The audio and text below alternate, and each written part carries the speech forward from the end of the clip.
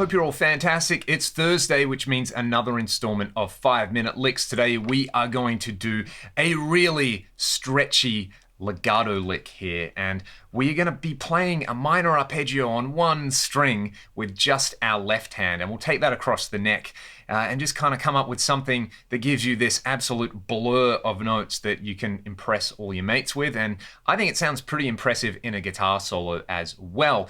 There's 3 guitar solos which use this technique to me that are 3 of my favorite solos ever. If you go and listen to the song In the Dead of Night by the English progressive rock band UK, listen to Alan Holdsworth's guitar solo on that. It's a stunning solo in its own right, but right towards the apex of the solo, he plays this blistering left hand thing. Of course it's a left hand thing, it's Holdsworth, but then you kind of hear a similar thing on the Van Halen Fair Warning album with the song One Foot Out the Door when Eddie's just blazing at the end of that. Everyone thinks of kind of the Beat It solo with this lick as well. And then I think of George Lynch and the guitar solo in the Dokken song In My Dreams. He plays a slightly different sequence to the one we're going to do here, but we can cover that as well. So what on earth am I talking about? This kind of thing.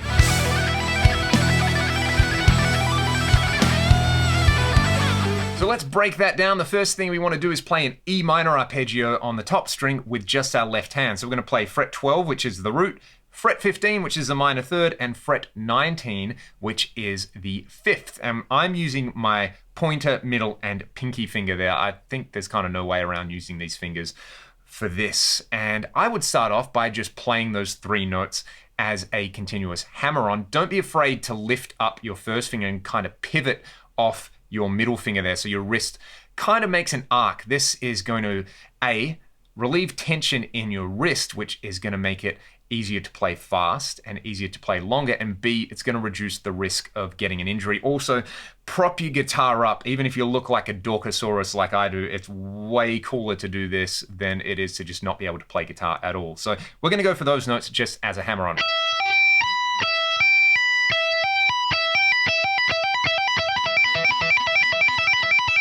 That kind of thing. Then practice the same thing on the B string. Now, if you want the George Lynch thing, the sequence would be starting on the highest note, going down to the lowest note, playing the middle note, and then playing high, middle, low. So this sequence.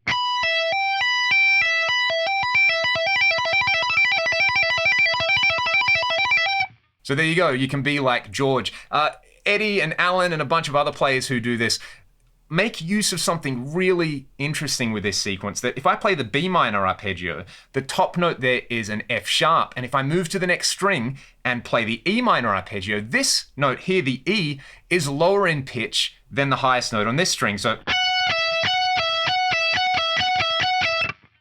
even though it feels like we are strictly ascending by going from string to string, the actual melody is not strictly ascending. So practice this.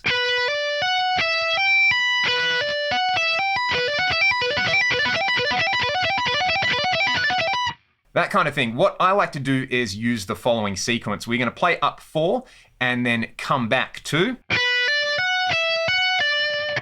I would do that with a hammer-on from nowhere coming back. Then I would play up all 6. You could start with just that.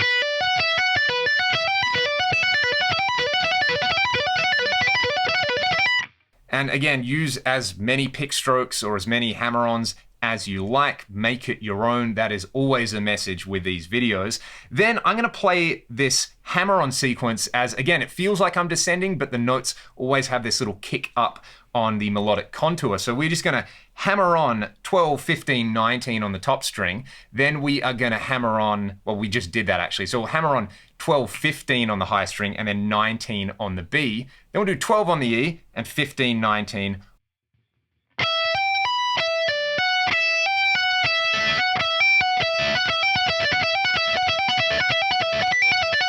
That's the part that kind of messes with your mind, because like I'm going up and I'm changing strings, but sometimes the notes go up and sometimes they go down. So all up, we get this sequence.